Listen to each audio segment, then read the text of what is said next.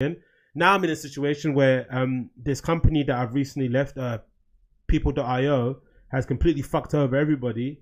And now, we all got let go in December. I joined the company November, or the beginning of October, the end of October, sorry, the 30th, 31st of October. I worked there precisely maybe a month. I went on holiday for a couple of days at the end of November to Manchester. Chilled out there with a brunette, had a good time. And then in the moment I was there, I was meant to get paid the weekend I was there in Manchester. My money didn't come through. So imagine, going to a holiday to Manchester, having a good time, planning all these things. You're going to go have the steak dinner. You're going to go to a cinema. You're going to go do this serious show and you don't get paid. So all of a sudden your plans are all kind of scuppered, right? Which is fucked anyway. Luckily I had some savings, but still it's in the back of your head the whole trip. You can't really enjoy yourself. Then the week, so we don't get paid the day we're meant to get paid. The founder completely ignores us. Nicholas Oliver, who's the founder there, a complete scumbag, a complete fraudster in that regard. He's in the same space as the Billy McFarlane guy. Nick Oliver, the founder of People.io, he doesn't email us, doesn't let us know what's happening, and then they get called into a meeting. I'm talking to some colleagues that are working in there whilst I'm away on the Monday, and they get told in no uncertain terms that the company is unable to meet salary for November, and they're gonna have to let everyone go. Right, because they can't meet salary, everyone's gonna have to leave, and they're gonna put the company on hold. Right, that's what the key phrase that he mentioned. Whilst they try and secure funding in order to kind of get us paid, and that's November. Christmas is coming up, right? So we're all panicking, thinking, "Oh my god, we're not going to have money for Christmas." But in the back of my head, I'm thinking, "No way, he's not gonna fuck us over that deep, right? He's not gonna do that. He's gonna obviously pay us for Christmas, so we have money for Christmas at least." Obviously, the weeks transpire, and of course, we keep getting random emails, updates where he's saying that he needs to secure investment in order to make sure we get paid.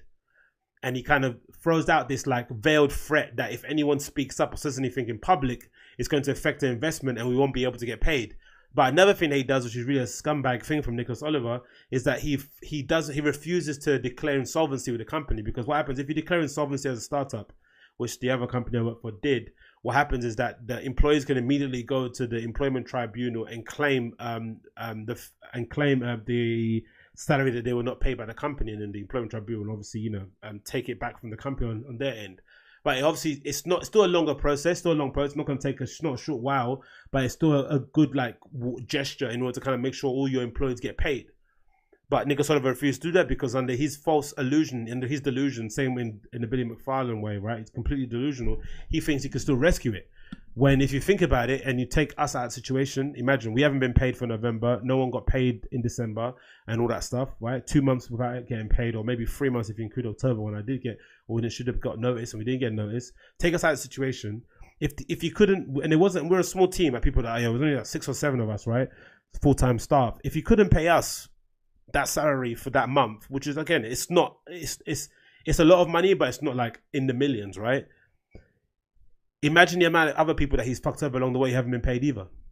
There's loads of other victims that have been affected by this guy's inability to run a business, his inability to properly fund the company, his inability just to kind of pay the company, pay the people that work for him, to let them know what's going on, no updates, no information on what's happening. During this whole process, I've kind of personally gone back and forth with him over email, trying to see when he's getting any answers. He keeps fluffing and saying loads of words without saying anything. Again, going back to the Billy McFarlane thing where he kind of, and you see a lot sometimes with YouTubers too. A lot of YouTubers who kind of get in trouble with, the sponsors they take on, or the fact that they sell merch that's grossly overpriced and all that sort of stuff. They end up doing these long apology videos that don't say anything, right? They end up going on a rant for 30 minutes and they haven't really said anything considerable and they haven't really accepted any sort of responsibility. And Nick was the same sort of way. He kind of always kept pushing away the responsibility and making it seem as if like he wasn't the one that's in charge, when obviously he's in charge and obviously it's his fault. And he obviously didn't give us any update. He didn't let us know anything. And instead he kept giving us all these veiled threats that if we spoke up in public like I'm doing now, that we weren't going to get our money. But I've kind of had enough after watching the Fire Festival documentary. I've had enough, and I've kind of the straw hat brokers come on back, seen a living manifestation of what he was in public too, right? And this guy's in prison now because of what he's done, swindling the money out. And Nick is the same sort of way, the slimy guy, right? So completely slimy guy. And now we got to a point now in January where we still haven't been paid. Nothing's been resolved in that regard. Luckily, I've been able to move on from that company, but it still leaves a sour taste in the mouth, right? I left another previous company to kind of go there. Again, I kind of have to accept some personal responsibility in that regard. I might have left my previous company hastily because I was just fed up with the job. I kind of felt like it was killing me softly. I kind of felt like I was driving a screwdriver inside of my head. That also might have to be due in part because of my own impatience, because I generally don't want to work for somebody. I want to do my own thing. I want to do something like this full time. I want to maybe DJ full time, whatever it is, right? I want to do something that doesn't involve having to have a boss full time for myself, selfishly, because I think I have all the ability in order to do it. I see how people doing it who are way less well put together than I am, or I'm probably a little bit more put together than they are, or whatever. We're in the same level. It doesn't matter, right? It doesn't matter how good I think I am, but I want to do it too, right? And I think I had the skills to do it. So maybe that kind of played into my haste of moving so quickly. But then when I moved, another part there as well that I want to kind of throw out there and let people know, just so you're kind of aware of this: don't always move for money. Sometimes, because startups have this thing where they are quite alluring in the sense that you get control, you get ownership, you can kind of see the works of your hand, you can kind of implement a project and kind of do things really quickly, and you can kind of see it and put it in the CV, and you can feel responsible for you did that thing. And then they obviously also dangle the fact that the carrot of the head of salary. Usually startups pay a lot more than industry, not a lot more, but I'd say entry level, you kind of start really high. Maybe the process to get the job is a fairly quicker compared to if you want to work for BT or B Sky B, right? You have to go through loads of more stages. Maybe you have to go through a recruitment team or whatever it may be. But with startups, usually the HR person is 1 or 2 people. You kind of go through a couple of interviews with them over the phone, and then quickly you meet people face to face, and you kind of get offered a job really off the back of that. Maybe in a space of 2 weeks, you can secure a job from the beginning to the end. And of course, the salary dangled in front of you, entry level, kind of would lure you in. But I want to say openly, like, most people know this, but not all money is good money, and sometimes chasing the salary isn't the best idea. If you have a job where you're getting paid a modest wage, the job isn't that taxing on you mentally, and you can kind of turn up and go home, maybe it's a good idea. Even if you have aspirations to start your own business, it's a good idea maybe to stay there, save up the money, and then decide to go. And then when you decide to go and never come back to employment again. Rather than what I did, which was, let me go somewhere else and get a bump in salary so I can save more, right? Which would then help me, my future businesses. But then what happened is I went to go get that bump in salary. Then the job ended up imploding after a month and a half or 2 months. And you know what I mean? And now I'm kind of back where I started them before. I don't mind it personally before, because again, I got humility and I accept my own kind of I can respect that maybe it was like 80% my fault in that respect, right? But I'm also kind of aware that some people are not like that, not wired that way, and it can kind of be a big dent to the ego and shit that you've kind of suddenly back where you started again. But I don't mind that. I'm okay with it. I think I have aspirations way bigger and way larger than where I'm working at, so I can kind of accept that I'm kind of earning my keep doing that job, right, and kind of proving my worth. And like I said before, how you do one thing is how you do everything. So I'm not taking that for granted. But I think in general, it needs to be said that don't always chase the salary, don't always chase the money, and don't be duped by charismatic leaders, leaders that get you, bosses that seem that they can be your friend, all that sort of stuff. Because there's warning signs there.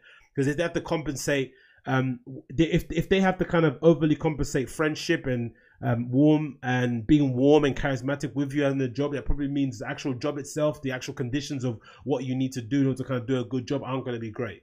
Usually, that is usually my kind of experience I've had. The nicer the manager was, the shittier usually in comparison the job was. And the most indifferent the manager was, like, just in general, the environment was, the better the job was, because then you were able to kind of extract your own value from it. You're able to kind of claim your own responsibility. You're kind of given a platform to kind of prove yourself amongst your peers, as opposed to like, gaining friends and gaining, points socially in a group of people that you work with because you drink the most or because you get drugs and shit. That isn't probably the good way to go about things, but I see that a lot in startups. So that's something I kind of want to just say openly. Nicholas Oliver from People.io is a fraudster and a shuckster. He hasn't paid any of his employees from People.io from October, November to December. We're all still waiting now for our pay. We haven't received no updates. We just got our P45 the other day, which has kind of been handy, of course, because I've been getting double taxed and shit.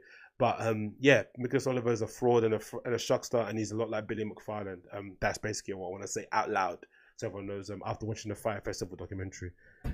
Whew, it's good to get that off your chest, be real for once, and get that out there. Because again, these are things I've only kind of, again, I'm not the biggest social group person out there, so I don't necessarily tell this to everyone.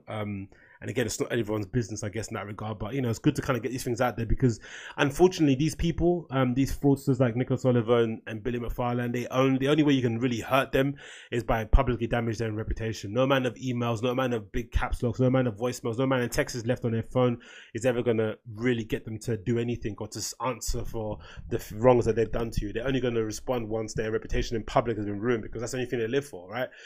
Billy McFarland, wanted to look the part on social media. He went to look the part on social, but his actual business didn't work. From that fucking credit card thing to everything else he did prior, it was all kind of, they looked good on paper, but they weren't actually functioning as businesses, which again, I think is going to implode. We're going to see it. Gary Vee's talked about it a few times. We're going to see this change happening. Like all these startups that happened, that popped up, the Airbnb of this, the Uber of that were just fucking absolute bullshit, right? They were able to secure funding somewhere or the other that had 17 full-time staff when they only were in operation for like 3 months. They were going to go crashing down because they're not running a business that anyone wants. They're not, they're not generating any money. They're not doing anything. They're just surviving off of VC funding, which is, again, bullshit. But hey, what do I know?